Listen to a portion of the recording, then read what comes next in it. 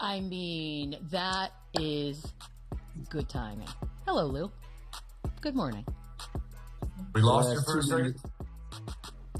Listen, I thought we wasn't going to have a show today. I got a picture of my daughter. Her face was puffy. I thought she got into a school fight, but it was an allergic reaction. So I clicked off. I was on my way. I was on my way to the school. All bets was off, but we all good. Hold we on. All good. What was it? Is it poison ivy? Because that's a fun one for me. I haven't even had an opportunity to process, but she's good. She in good spirits, so I clicked back on. My bad. Welcome back, Lou. Allergic reactions are. How are we doing, Chandler? We're good. No complaints over here.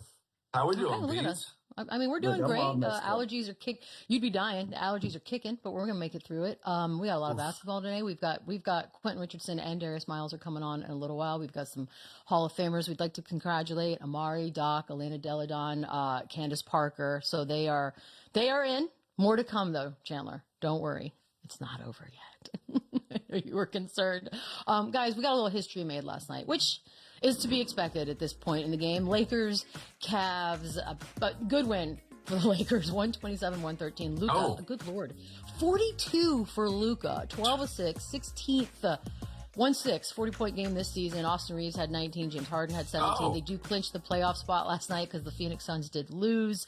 They get the Pacific Division for those of you who are concerned. But one of the best wins of the season, Brian Windhorst has followed, as you guys know, LeBron James for his entire career, and then some, and said that LeBron believes in this Lakers team. I'm on record saying the Lakers scare me. You guys know I've said that.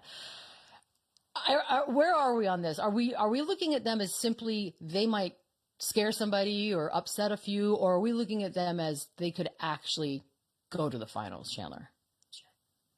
At this point, it's hard not to think they can't win a series and advance to the conference finals even. Like, this team offensively is so good. And at least now you're seeing them kind of come together defensively. They have more of an identity. They have better rotations on the defensive end where they at least can dig in and get some sort of stops.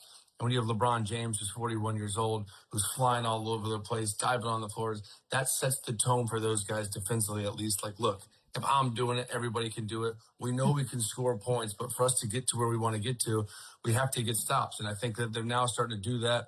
Obviously, offensively, they have been extremely dangerous. And Luka, what he's been doing night in and night out, it's just an easy 30, 40 ball every single night. And the way that they were balanced last night, I like that version of them, where they get 19 or 18 from Ayton. They get 14 from LaRavia. LeBron kind of picks and chooses his spots when he wants to take over.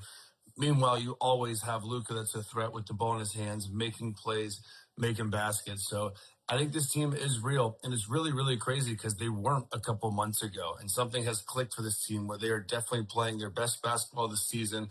Luka's playing the best basketball of his career, and there's a lot of talk. Can we win a lot of games? Can we be on a winning team, a championship team, with a guy like Luka as the head of the snake? And I think he's answering all those questions now because they are a winning team. They are a top 3, top 4 team in the Western Conference. Now we want to see them obviously do it in the playoffs. And it's not going to be easy for whoever they draw in the first round, but they have put themselves kind of in that category where they are a dangerous team. And if you're that 5, 6, 7 team, obviously you don't want to face the Thunder, you don't want to see the Spurs, but you do not want to see this team right now because they are red hot and they are impossible to guard offensively. How did we get here, Lou? How did we get here? About a month and a half ago, this was all over with. We're like, they're not going to do anything. It happened quick. LeBron's leaving. It really did. They just, you know what, when you have a veteran team like that, they move at their own pace. And we set an expectation level for the Lakers outside of their locker room. They just stay steady. You know, they just stay steady. They believed in what they had. And they just had to find an identity, find a style of play that works for them and that's going to put them in the best position possible. And I think they found it. Like, listen, we're not going to be a defensive-minded team, but we have to be solid on the defensive end to give ourselves an opportunity to win basketball games. And if we can do that, if we can play good team defense, do all of the small things, communicate, talk, and being in the right spots on the defensive end, we know we can score with anybody. We got one of the best scorers in the world. We know we can put points on the board. We know we have LeBron James. We know we have Austin Reeves. We got all of these guys that can win a basketball game for us, but on the defensive end, we got to be connected some way, somehow. And they've been able to figure it out because they've never had a problem with scoring a basketball. We've never talked about them not being able to put points on the board. It's always been the other end of the floor. And now that they've bought into a team defense concept and it works for them, they've put themselves back in contention and back in a position where they can be a dangerous team in the come playoff time. LeBron James, you know, he's been playing for a very long time. Got a nice little record now put on the old board there. Winningest player in every NBA single history. night. It's a piece of history. That's where we are. Like we're playing, and this is like bonus because he's passes Kareem with the 12-29. I don't know. You know, it's not that I don't think another player is going to play as long, but are we ever going to see anyone, Lou, get the resume that LeBron James has put together? Never say never, because I said never to a lot of the records that he's went out and got. But at this point, I don't think so. You know, just the longevity, the consistency, what he's been able to do. I've lost count. What year is this now? What are we in? 23, baby. Right. So we're in year 23. And the most impressive part about all of this is he's never had a real catastrophic injury, right? Like over his career, I think the worst thing that he's had some growing issues here and there. He's had a high ankle sprain here and there. Like he's had casual basketball related injuries, but never anything catastrophic where he's missed a season or anything like that. So for 23 seasons, he's just constantly been putting stats on the board, constantly breaking records, constantly making history, and being LeBron James the entire time. You know, we're talking about a guy that went to the NBA Finals for a decade straight worth of time and were excellent in all of those runs. And so, you know, just the totality of the work that LeBron James has put together and still putting together every single day that he plays a game, that he records stats, he puts a lot of these records farther and further out of reach that we even thought they were out of reach to begin with. And he's been able to accomplish a lot of those things. So, you know, if there's going to be a guy that's going to go out and play 24, 25 seasons and be as consistent, as good as LeBron James has been, then obviously he gives himself an opportunity. We don't see that. I think we're watching a once-in-a-lifetime type of talent in LeBron James. I think we knew that at the beginning of this story when it started when he was 14, 15 years old. And now here we are 25 years later, still talking about him making history. So I think a lot of these things that he's been able to accomplish and do, he's put them out of reach at this point. Yeah, it's just like our guy Chief yesterday. He's like, the longevity is crazy. And you can see just by watching, outsider looking in, this guy puts so much time and effort and money into his body to where it shows on the floor. And like Lou just said, he's never been hurt. He's never missed like a full season with an ACL or an Achilles, anything like that. Part of that's obviously luck, but this guy puts in the work and the time and the effort year round. And so when you look at the longevity of his career, it's hard to say that anyone's going to touch that because guys don't care that much. Like guys, they say they care, they work hard, they do this, they that.